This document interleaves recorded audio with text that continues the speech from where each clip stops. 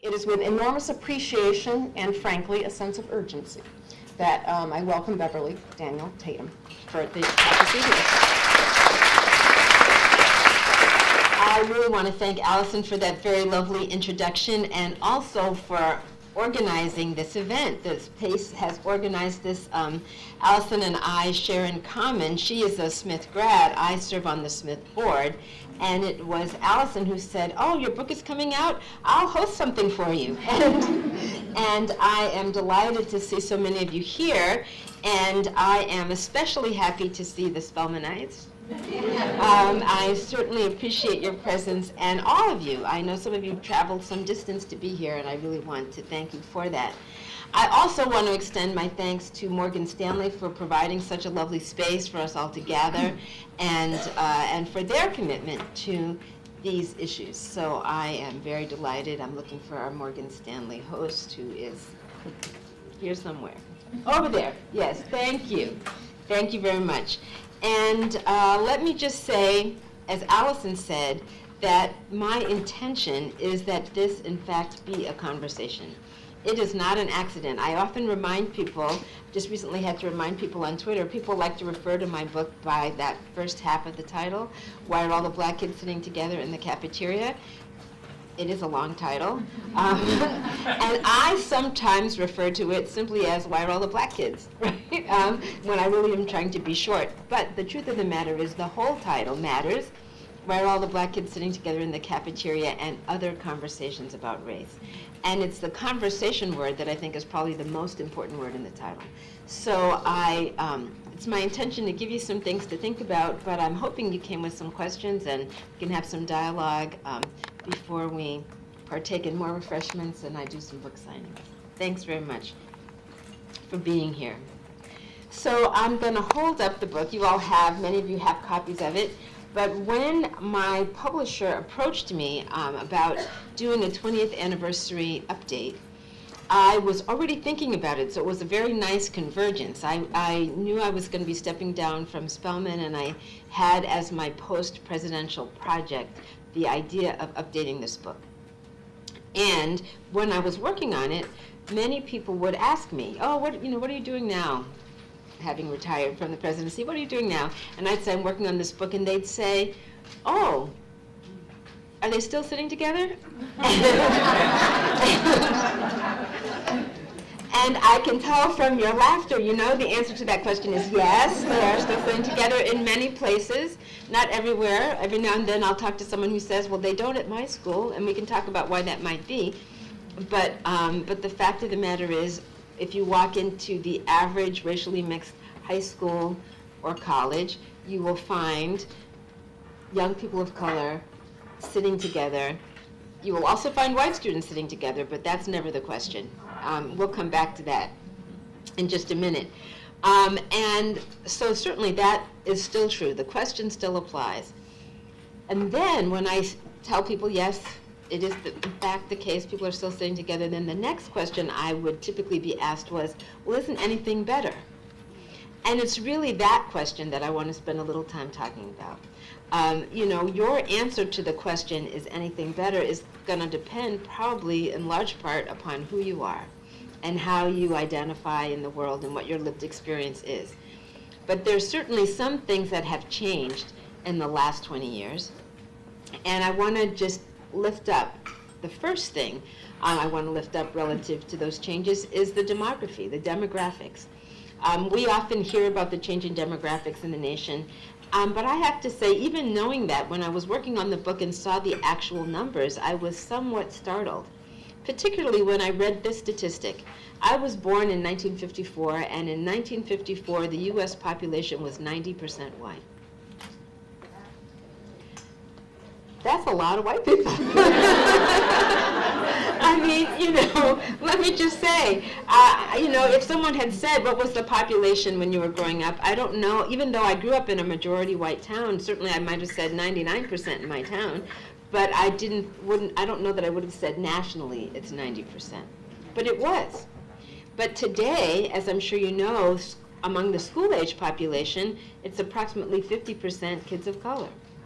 And we know that even within that population, broadly defined, there's been a lot of change. So today, the Latinx population is the largest, about 18%, followed by Black population, about 13%. But the Asian American population is actually the fastest growing, about 6% now, but up from what was something like 2% just 10 or 15 years ago. So rapidly growing population, largely a result of immigration. The multiracial population was 1% in 1970, it's 10% today. So there are ways in which our population is changing, and that in itself changes the nature of the conversation in some ways. But as I like to say, there might be some new faces, but it's the same places. As Allison said, New York City being a perfect example, our schools today are more segregated than they were 20 or 30 years ago. I was talking to a radio interviewer about this, and the person was asking me, well, why is it that they're more segregated today? The fact of the matter is that, 1954 was the year of Brown versus Board of Education, and schools did eventually, it took a while, but did eventually start to desegregate, particularly in the South. I would say by the mid-'80s, there had been significant desegregation in Southern schools, though the North never really got on board with that program. But certainly the court-ordered school districts of the South, and I grew up outside of Boston, the court-ordered school district of Boston, did make some progress. However, since the 80s, the last 20 years, really now 30, we're pushing toward 30, maybe even 40, in that time period, there have been a number of court decisions that have chipped away at Brown versus Board of Education. So reducing the remedies available to districts, reducing the opportunities for cross-town busing, for example, reducing the effectiveness of magnet programs if you can't take race into consideration. So more and more across the nation, we have schools that are essentially relying on neighborhood assignment, and neighborhoods remain segregated. So if you have segregated neighborhoods, you're going to have segregated schools. That part hasn't changed for the better. I think we can agree that limiting Black and brown students to what often are not just segregated, but also very under-resourced and high poverty institutions are, it's not in their interest in terms of the quality of access that they have. Knowing that high teacher turnover under less well-prepared teachers, fewer resources across the board tend to characterize schools that are both high poverty and what sociologists would refer to as hyper-segregated, extremely segregated. We could also talk about some other things that have changed. In the last 20 years, one of the things that has changed, and in my book, if you've had a chance to take a look at it, or if you're just getting it tonight, the first opening section is called a prologue, and in that prologue I reflect on some of the things that have changed in the last 20 years. I just want to highlight some of the things that I talk about in that opening section before we get into our dialogue. In addition to the demographic change, has been what I'm going to call a series of backlash events. One of those backlash events is a backlash against affirmative action. So in the last 20 years, what we've seen are states increasingly passing laws that limit the use of affirmative action. California is perhaps the poster child of this. In 1996, Proposition 209 passed, which essentially said you can't use affirmative action programs in anything that's being paid for by the state, which meant access to UCLA, UC Berkeley, the sort of flagship university systems, was dramatically cut off, and significant drops in enrollment of African American students, Latino students, Native American students in those California flagship institutions. Fast forward 10 years, Michigan did the same thing, and the University of Michigan's experienced a similar drop in representation of young people of color. Even though the population in the state was rising, the enrollment rates declined precipitously at Michigan. It was in part because of the example of both California and Michigan, though those are not the only states. I think there are now at least 8 states that have similar laws on the books that persuaded the Supreme Court in the UT Austin case that was decided now about a year ago to give the University of Texas the latitude to continue its affirmative action program, because those other states said if you don't have one, it's going to be very difficult for you to maintain the diversity of your student population. But even when that decision was ruled in favor of, and at that time, keep in mind, at that time there were 8 justices. I got 9 now. But at that time there were 4, the court split 4-4, but in fact that was enough to keep the current ruling in place.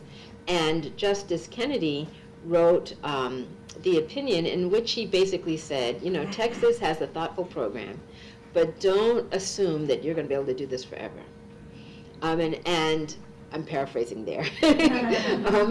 And he, in saying so, sort of put them on notice that this can change at any time. And of course, now we know our court is composed a little differently. Gorsuch has been added, and the Department of Justice has said it wants to re-examine affirmative action programs at colleges. So I think it's just a matter of time before we see some of the same limitations that have been put in place at the state level across the national level as well.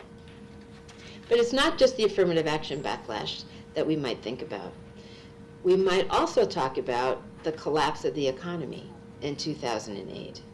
And of course, you know, many people were impacted by the collapse of the economy, but if we're thinking specifically in terms of issues related to race and racism in our society, what we know is that it was disproportionately felt by communities of color, Black and Latino families in particular, which is not just a coincidence, because we know that the the collapse of the mortgages, those high-risk mortgages, was a big part of the economic collapse. And we also know that those high-risk mortgages were specifically being marketed to Black and Latino families, even when they had credit ratings that would justify less risky mortgages. So that economists have described the 2008 collapse as it impacted those families as the greatest loss of family wealth in U.S. history, creating a larger economic gap, the biggest economic gap between whites and Black and Latino families in our nation's history. That gap has always been big, but it has just gotten much bigger as a consequence of that. The third thing that's happened in the last 20 years, and even as I say this, I realize it's all this kind of depressing. Depression alert, let me just say. Mass incarceration. The mass incarceration, the great rise in mandatory sentencing and the impact on communities of color, again, primarily Black and Latino communities, is really about 20 years old. It dates back to President Clinton's tenure. Some of those laws passed before him, but certainly took hold during that time period. So we're looking at a 20-year period where there was a dramatic rise in the number of people who were being incarcerated with mandatory sentencing, a lot of them for drug offenses, non-violent drug offenses, some of which in some states no longer illegal, if it's possession of marijuana, for example. But nonetheless, all of those things have had an impact on communities of color in ways that impact students and how they feel about themselves in school, identity development, and the experience of what it means to be growing up. So then people will say, well, gosh, Beverly, isn't anything better? And so what about the election of President Obama? Surely that was a positive thing. And in 2008, certainly I was at Spelman when the election took place. I was there with students who were eagerly awaiting the results in the campus center, and when it was announced that then Senator Barack Obama had won the election, cheers and tears of joy. It was very exciting. And I'm sure all of you can remember where you were when you heard that result. I was thinking about the faces on television, people in Grant Park in Chicago, or in front of the White House, or here, in Times Square in New York, celebrating. And post the election, as in like a few days later, that weekend, the USA Today ran the results of a poll. And in that poll, they talked about the fact that close to 70% of U.S. respondents, all the people who responded, said they felt the election of President Obama was a source of national pride, whether they voted for him or not, because it was a positive statement about where we were relative to race relations. On the other side, on the flip side of that, the next day, according to the New York Times, it was the largest surge in registrations on the website stormfront.org, which is a white supremacist hate site. More people signed up on that stormfront.org the day after the presidential election than at any other time in their history. It may surprise you that 60% of the people registered on stormfront.org are under the age of 30. So that, if we think about those images of Charlottesville, there are a lot of young people marching with those torches, and that speaks to the backlash against that election, for example. I just have a couple more things I want to mention before we talk about what all of this means for young people. And so the next thing, so there's a lot of chatter, of course, following the election of President Obama. You might have read articles or people talking on television, pundits talking about so-called post-racial America. You don't hear post-racial too much anymore, and I think that's because we all recognize we are not in a post-racial state. But if there were any questions about that, certainly all of the police shootings that have been so highly visible have certainly, I think, nipped some of that conversation. And so the nation struggling with the aftermath of those shootings and the emergence of Black Lives Matter.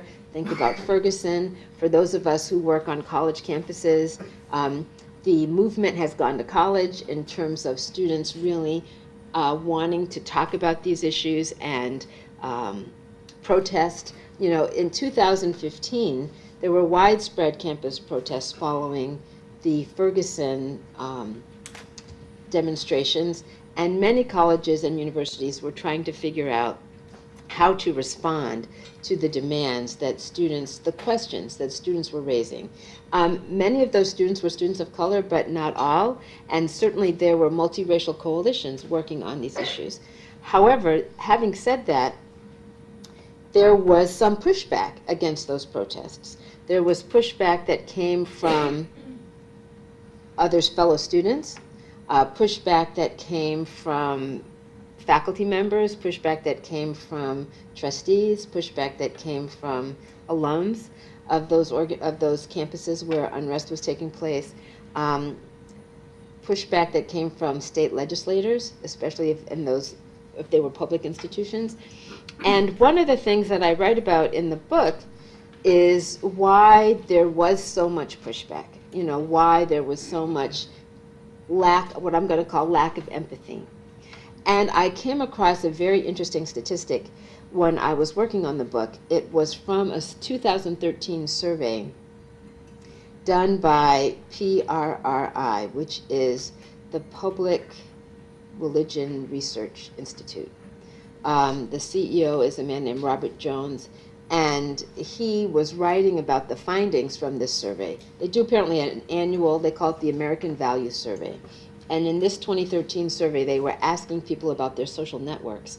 And they came back with a very interesting finding, which is that 75% of the white respondents had entirely white social networks, as in no relationships with people of color at all, which comes back to, really who is sitting together, right? But 75%, I thought that was quite remarkable. And in fact, it was much higher than the other groups. There were high, I think for African Americans, that percentage might have been 65% in terms of a racially homogeneous social network. For Latinos, I think it was 54%, something like that. But the most racially isolated were the white respondents. And in his comment about this, Robert Jones said, part of the reason why it seems so difficult for white people perhaps to understand the perspectives of people of color is because they're only talking to each other. And that is another reason why I think we have to really figure out how to get beyond our boundaries to have more cross-group dialogue. The last thing in terms of these changes that I've talked about over the last 20 years, I'm sort of hitting the highlights here, the election of 2016.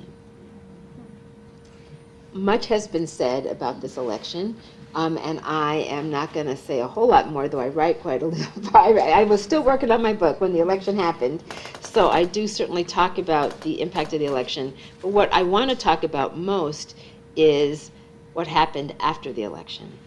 Some of you are working in schools, many of you working in after-school settings. The fact of the matter is the Southern Poverty Law Center released a report, maybe you've seen it, titled 10 Days After. And it was about what happened 10 days after the election in terms of the number of physical attacks, verbal harassment, hate-filled graffiti, those kinds of things. They chronicled more than 900 incidents across the nation, every state represented.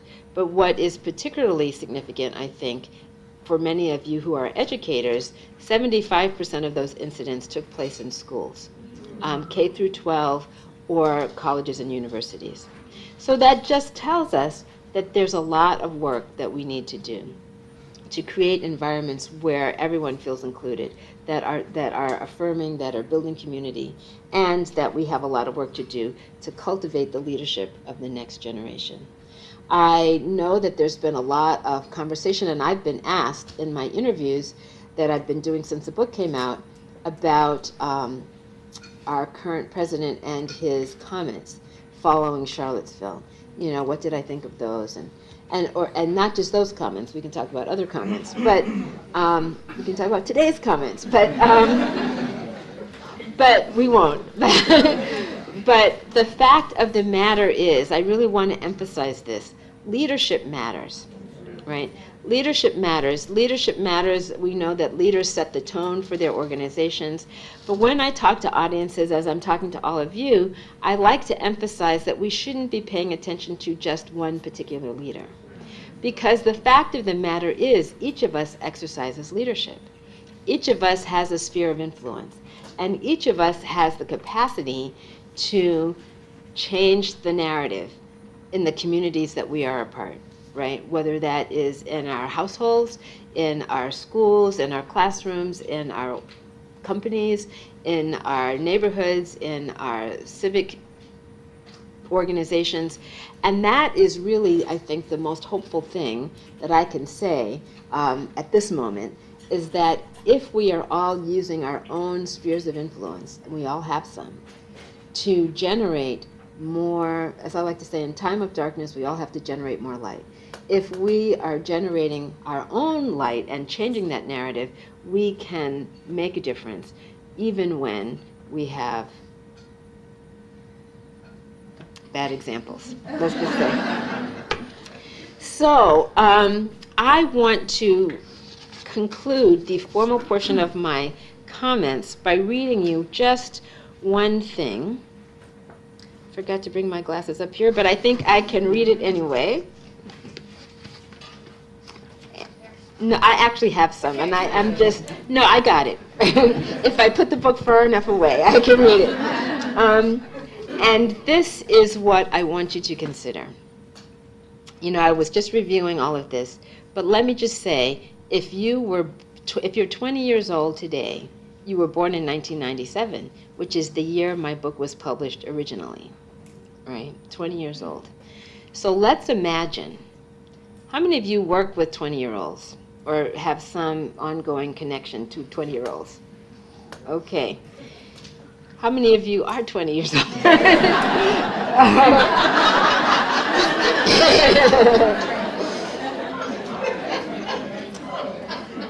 Here's what we must consider. If a person is 20 years old in 2017, born in 1997, all the critical issues I have written about in these pages and talked to you about this evening thus far are the coming-of-age hallmarks of their generation. Having been born in 1954, my birth year, in segregated Florida, and raised in Massachusetts as part of the Great Migration out of the Jim Crow South, I and others of my generation have a long personal history with social progress. I saw Reverend Dr. Martin Luther King Jr. on television in real time. I heard his and others' speeches and watched the March on Washington on the nightly news. I saw people who had been denied the right to vote exercise that right for the first time on television. I've seen the colleges and universities at which I was educated and at which I have worked grow more diverse over time. That sense of racial progress is part of my generation's lived experience. Yet for those born in 1997, all of that is something in their history books. Their perspective is shaped by a very different set of events. If you were born in 1997, you were, this is actually not in the book, but I want to insert this, you were 4 years old when 9/11 happened. And even though you might not remember that, it certainly has shaped your growing up experience. If you were born in 1997, you were 11 when the economy collapsed, perhaps bringing new economic anxiety into your family life. You were still 11 when Barack Obama was elected. You heard that we were now in a post-racial society, and President Obama's election was the proof. Yet, your neighborhoods and schools were likely still quite segregated. And in 2012, when you were 15, a young black teenager named Trayvon Martin, walking home in his father's mostly white neighborhood with his bag of iced tea and Skittles, was murdered and his killer went free. When you were 17, Michael Brown was shot in Ferguson, Missouri, and his body was left uncovered in the streets for hours, like a piece of roadkill. And in the same year, unarmed Eric Garner was strangled to death by police, repeatedly gasping, "I can't breathe," on a viral cell phone video, to name just two examples of why it seemed black lives did not matter, even in the age of Obama. When you were 19, Donald J. Trump was elected president, and white supremacists were celebrating in the streets. How would a 20-year-old answer the question posed to me, is it better? The answer to this question would probably depend a great deal on the social identities of that 20-year-old. We have lived through a political campaign season in which we heard the president-elect and his campaign surrogates saying things like, "We're taking America back." Back to what? Back from whom? What is their definition of better? What is yours? We have a lot of work to do if we are to truly move forward together as a nation. I'm going to stop there for now.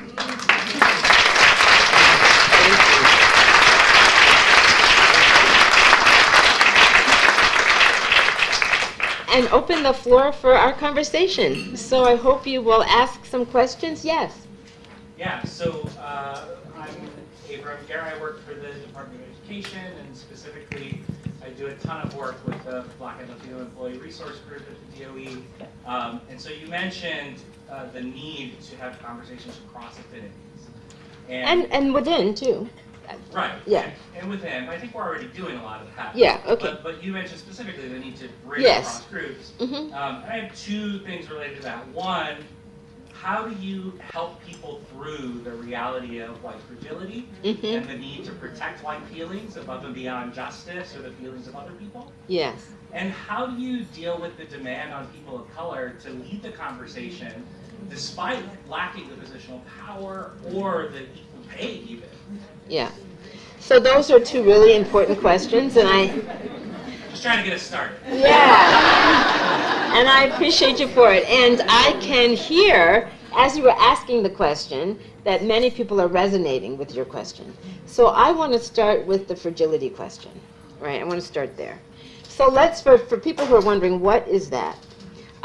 Raise your hand if you've ever been in a cross-racial dialogue.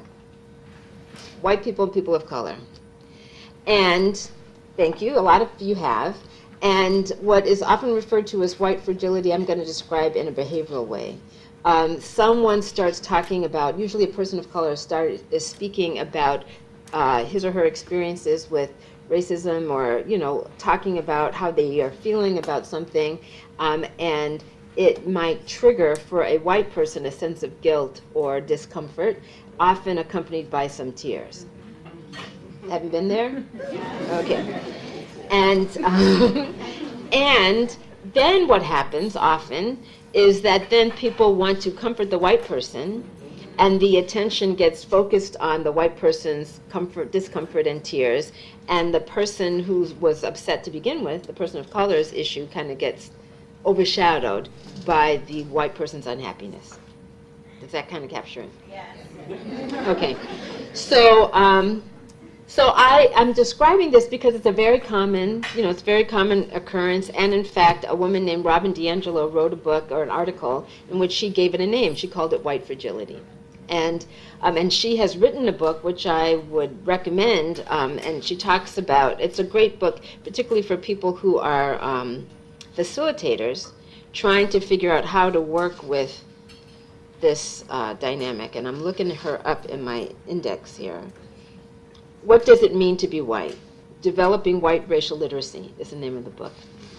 But anyway, let me just say, facilitation really helps, right? So you need, I think if you have a biracial pair of facilitators, I did for many years workshops with a colleague, a white colleague, and she and I would do these workshops together, and it was often when stuff like this would happen that she would intervene, so that, taking some responsibility for that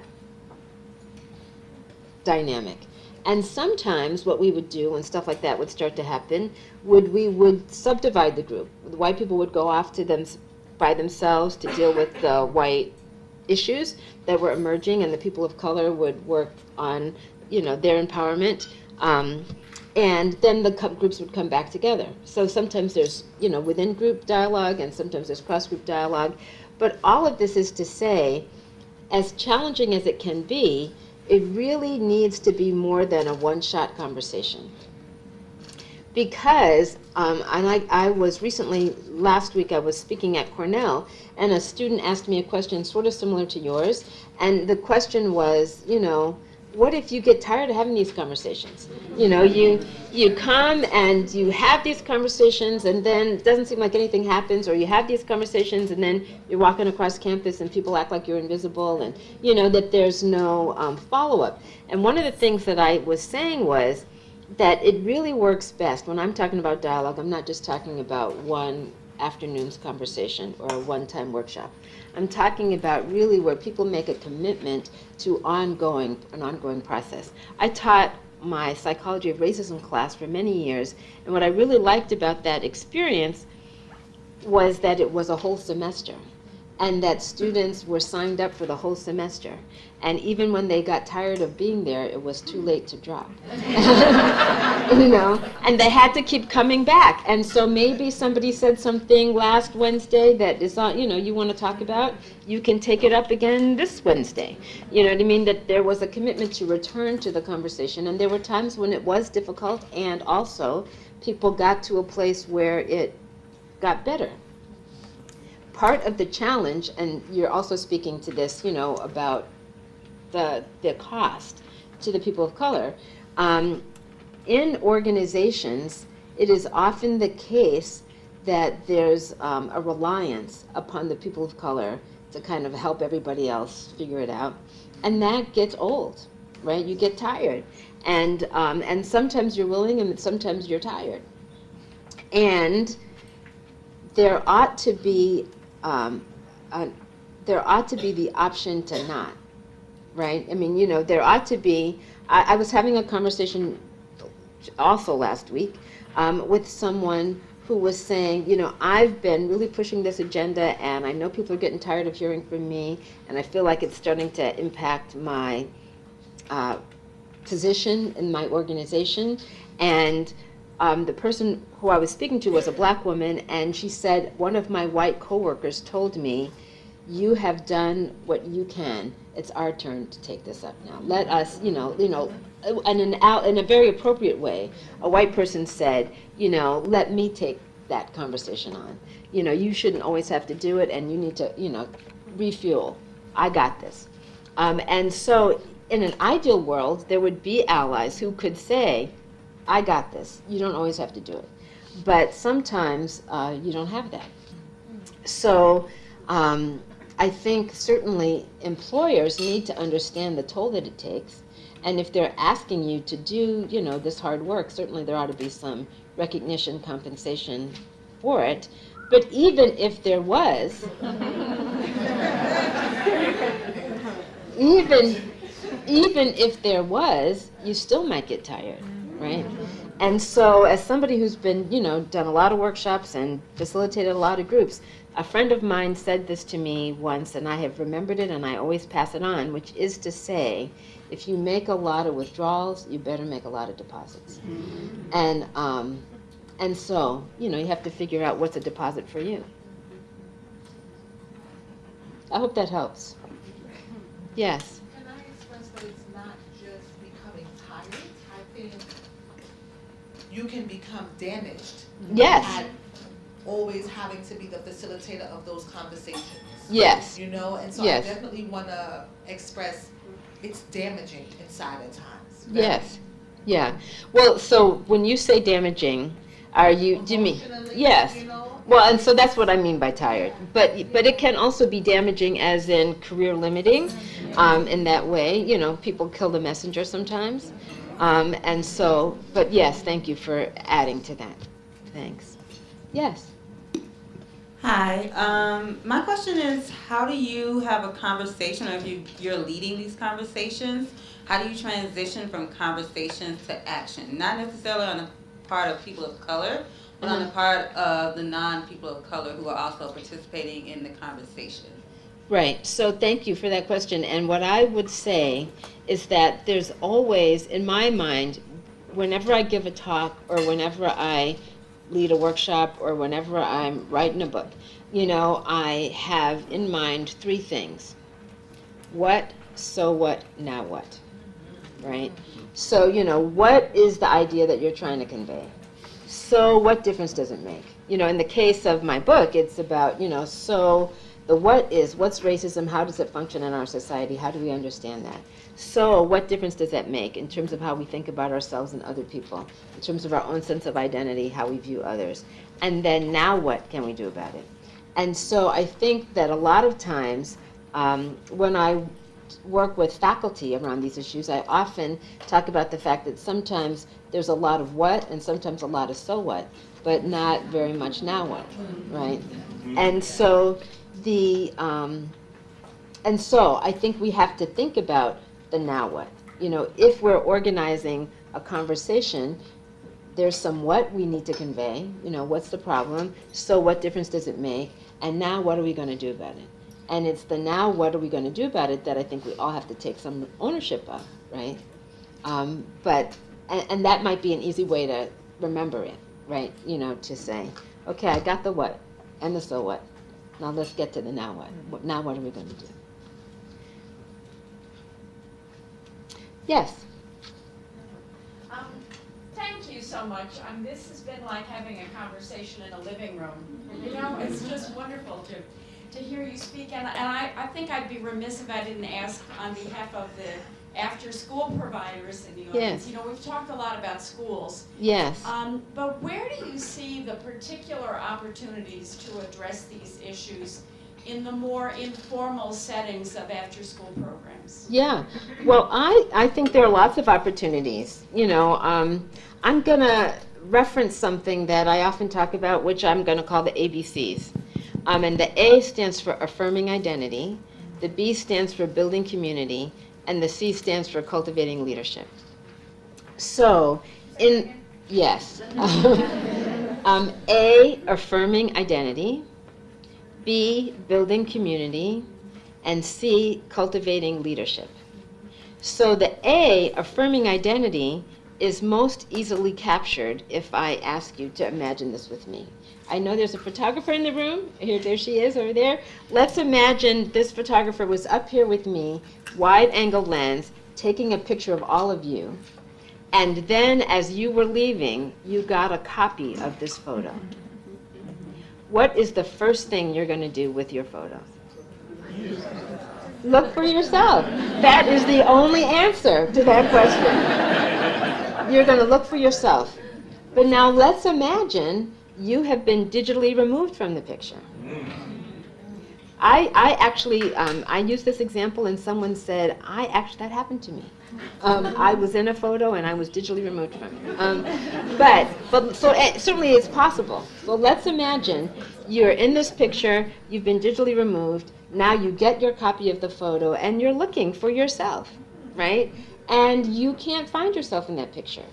You're going to wonder, what's wrong with this picture, right? But let's imagine that you come to these events at Morgan Stanley with some regularity.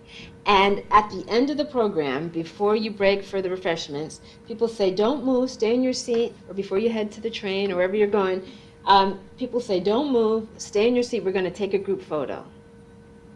And every time you do that, you get a copy of the picture and you're always missing from it. I don't know how many times it would take, but eventually you'd stop wanting to pose, right? You'd be like, I'm going to be the first one on the elevator. Forget that, right? Why would you hang around if you're not going to be in the picture? So if we think about the environments we create, whether they're after school or in the workplace, one of the first questions we should ask ourselves is, who's missing from this picture? You know, a good photographer will not only make sure everybody can be seen, you know how they adjust you, move here, I can't see you. If you can't see me, I can't see you. You know, that's the stuff they tell you. Not only do they want to be sure you're in the picture, and not only do you want to see yourself in the picture, but I'm going to argue you also want to see yourself in the picture looking good, right? You know? And so when we think about how do young people see themselves in the picture, not only do they want to be in the picture, but they don't just want to be in the picture as, you know, victims, people who've been victimized, or as victimizers, for that point, for that matter. So you need to think about who's in the picture, how are they being represented, and that is important in school and out of school. That's what the A is about. The B, building community, is about creating a sense of belonging, right? Everybody wants to be part, you know, if you're part of an organization, you want to feel like you belong, that you're included, that there's a shared sense of belonging. That's the word I'm going to stick to. A shared sense of belonging. And think about some of the things that we do that are intended to promote a sense of community. A group photo, I'll stick to that. You know, if you ask people to come together and take a group picture, it's about building community, right? But you will quickly see that a group photo only works if everyone feels like they're going to be in it, right? So that a phrase I sometimes use is, you know, if we do what we always did, we will get what we always got. If you do what you always did and people were being left out, you have to rethink how you're going to do that, right? Because if people don't want to participate unless they really feel included. The A, affirmation of identity, supports the B, building community. There are a lot of things that colleges and universities do that affirm identity. Organizations do. You know, resource groups. Some of you work in places where they have employee resource groups, right? And those employee resource groups are a way of affirming the identities of people who might otherwise feel marginalized in the organization. That is part of the A. But my observation is that those places where, when those programs are well run, whether it's in the college or in the workplace or in the local high school, it increases the enthusiasm with which people participate in other things. because some basic needs have been met, and if your basic needs are met, then you have the energy to do other things, right? So that's what the B is about, building community, but you can't, a lot of times people try to build community without affirming identity, and it's not a very effective strategy. C is about cultivating leadership, and this is really about the fact that, you know, if you're growing up in the 21st century, you need to know how to engage with people different from yourself. Whether you go to school with them or not, you're going to come to a time when you need to be able to connect across lines of difference. Maybe that'll be in the workplace. But if you don't have a chance to practice, you won't develop those skills. And so we have to think about how to create those opportunities. I'm going to say something that sometimes people ask me about because, you know, I wrote my book, Where Are All the Black Kids, originally in 1997, and at that time my whole career had been spent working in predominantly white environments. And then I became the president of Spelman College. And people said, well, so help us understand this. You've been writing about, you know, these predominantly white experiences, and now you're the president of HBCU. Isn't that a contradiction? You know, you're talking about the need to be able to cut across, and I don't think it is at all. I'll just say that right up front. But one of the things I said was that we know that there are times when bonding with people whose experiences are like your own can be very empowering. And to, you know, and there are a number of women's college representatives here, alums from women's colleges more broadly speaking, and you know that it can be a very empowering thing to feel like you're at the center of the educational experience. But even in the context of the empowerment that Spelman College represents, there's still the important dimension of learning how to connect with people different from yourself, which is why, when I was president, we put such an important emphasis on global experiences, right? You know, having the opportunity to travel and be outside your comfort zone and connect and figure out how to navigate relationships. So whether you're talking about young people who are living in, you know, maybe you're working with kids who are in racially homogeneous schools. That school population is not likely to change, but that doesn't mean that you can't create, one, doesn't mean that there are not differences within that community. That's an important thing to acknowledge. And two, it doesn't mean that you can't create learning experiences where people are learning how to navigate beyond the borders of that community. But that's what the C is about. Thanks. Thanks for your question. Yes? Hi, Dr. Tatum, Chelsea Williams. My question is, Thank you. my question is, you know, there were some conversations about employee resource groups or for workplaces, groups that can come together with a commonality.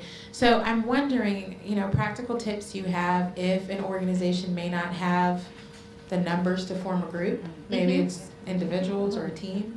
You know, how do you suggest organizations support those individuals? And then the second point is, you know, a lot of conversation is around finding champions to help drive diversity initiatives in organizations. You know, what are your suggestions for being able to decipher who are the right people to be in those leadership roles helping drive strategy, specifically those who do not look like the group in which they'll be supporting? Sure. Yeah. Well, I get this question a lot in the context of K through 12 education, so I'm going to start with that. Because, for example, in the independent school space, there are, you know, very few, certainly not enough teachers of color. And I worked for many years in Massachusetts, and when I was there in Massachusetts, I did a lot of consultation with school districts in the greater Boston area. If you know anything about Boston, it's, you know, a city surrounded by largely white suburbs. And these suburban school districts were participating in a voluntary desegregation program called the METCO program. And yet 99% of the teachers were white, right? So you've got black kids from Boston, Latino kids from Boston coming into these suburban communities, and maybe there'd be, you know, one or two teachers of color in a building, a handful in a whole district. But one of the things that, in that context, superintendents did, you know, with whom I had been working, was to create opportunities for teachers to come together across buildings. You know, so it's not just like we've got an affinity group in our buildings, only a couple people maybe, you know, but in the whole school district, maybe there are 10 I'm making this up. Maybe there are 10 teachers, and I, the school superintendent, am going to host an event for those 10 teachers to come together, even though they're not working in the same building.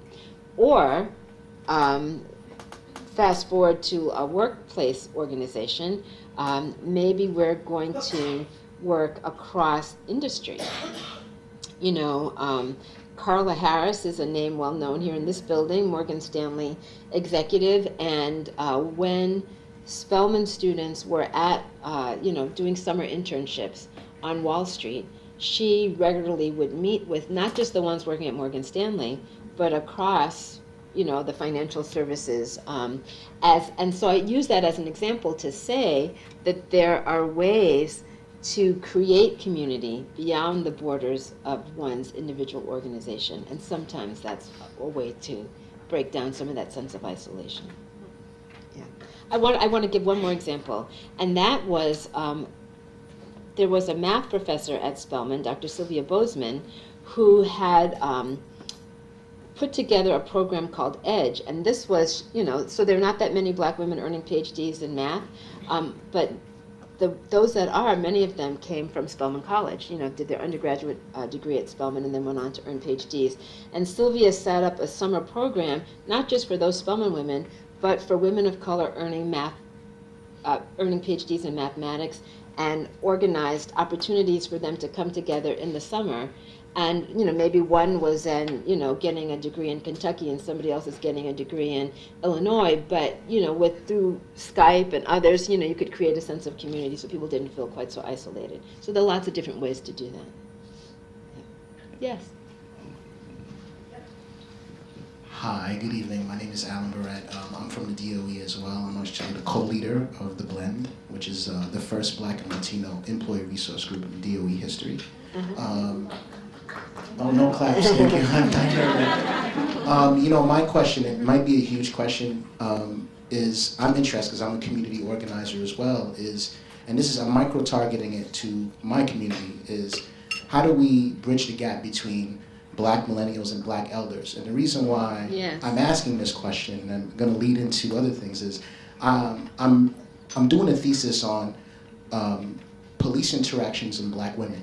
Right? I feel like the narrative is always dominated from the male perspective. And we forget about Black and Latino women. Yeah.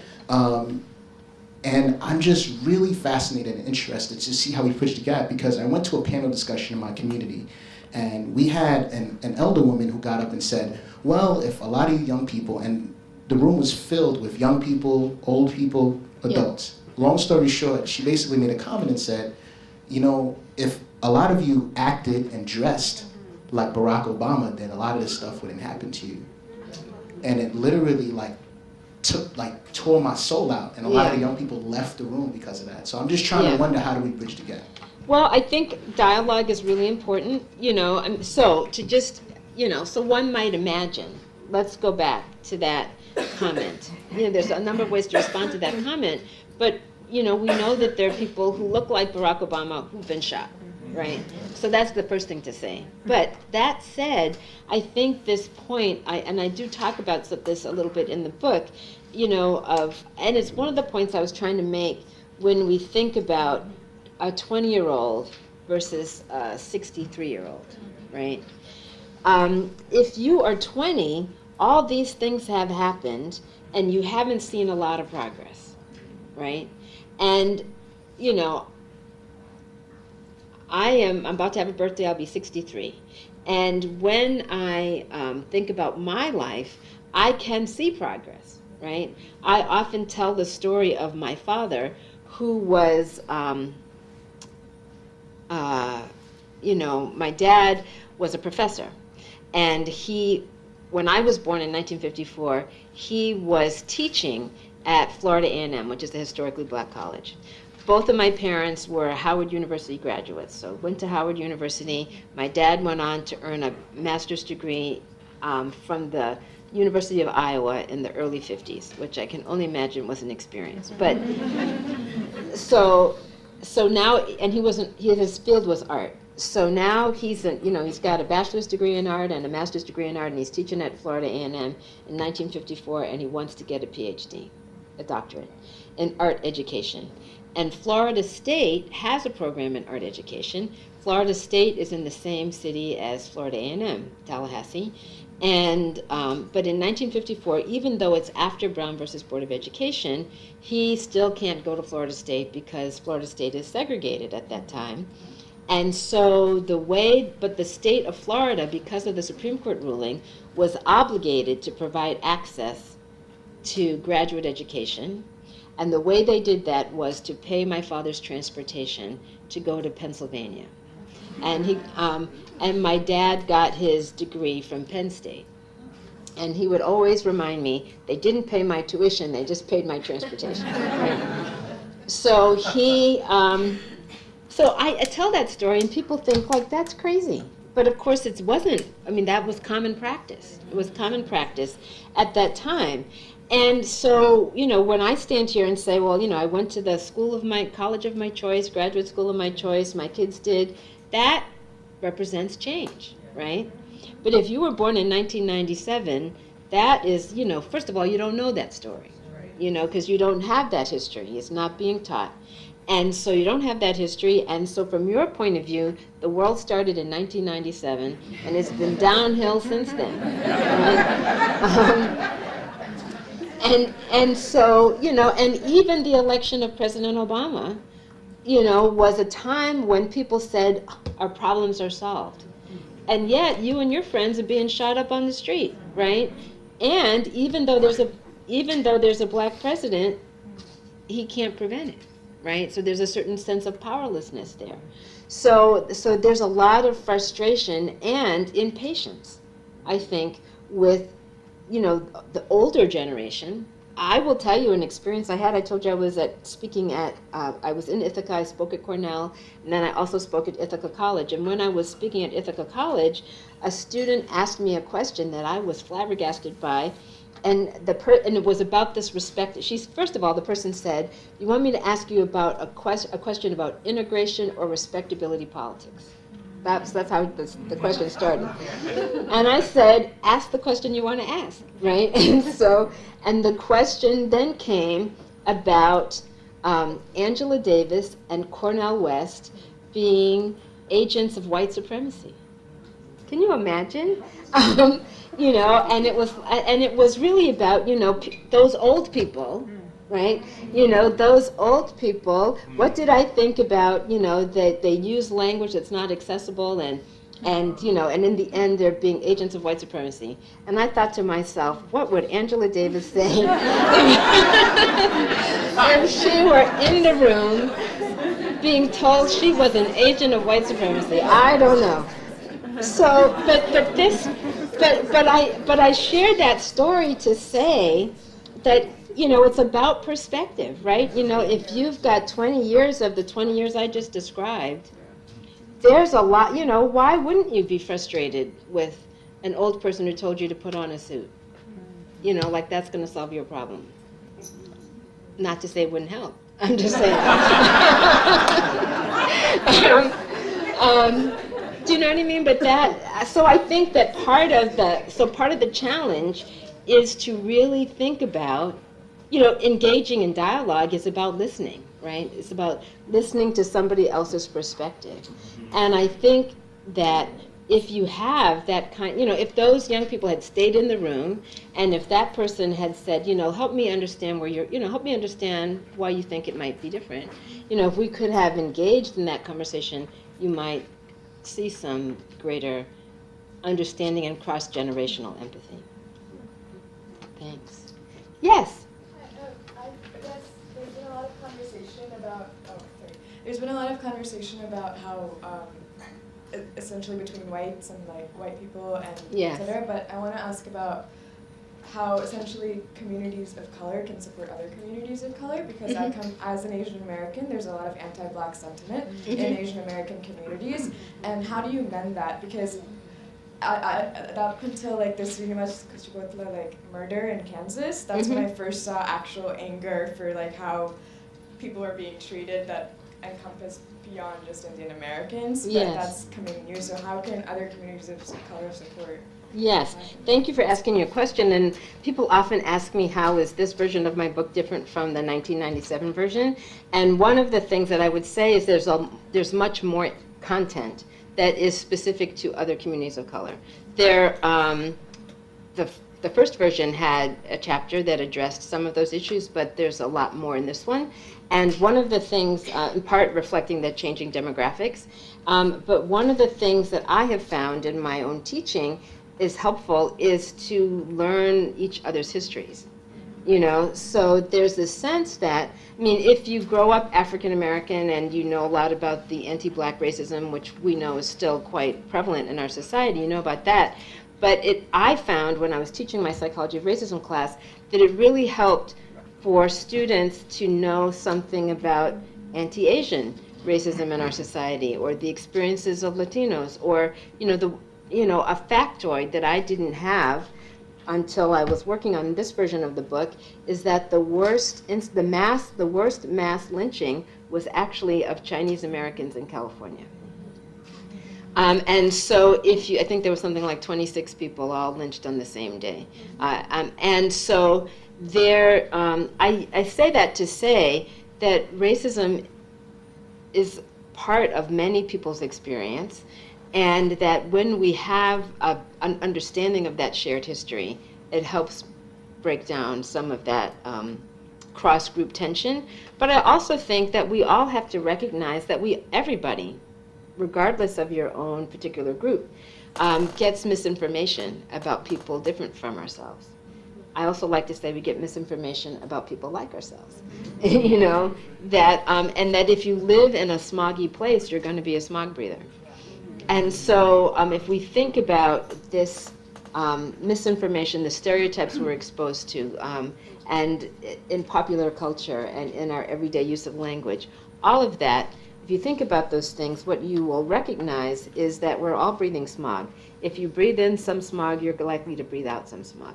And that is part of the work we all have to do in terms of thinking about how we encourage and move beyond those limiting stereotypes. One more question, I'm told, and then perhaps we'll start some book signing. I'm good, thank you. Yes? I don't have a question, I just want to thank you. I first bought your book when my firstborn was 4 years old. She's 24 now. Wow. 25. I have a 21-year-old and I have a 15-year-old. And I just think you've made me a better mom, so I just want to thank you so much. Thank you. Thank you very much. Thank you. Very kind. Very kind. That would be a lovely place to end. Let me just say. And maybe we will end there. But I'm going to take a seat, and if you've got a question while I'm signing, I'm happy to have a one-on-one conversation. We thank God. Thank you.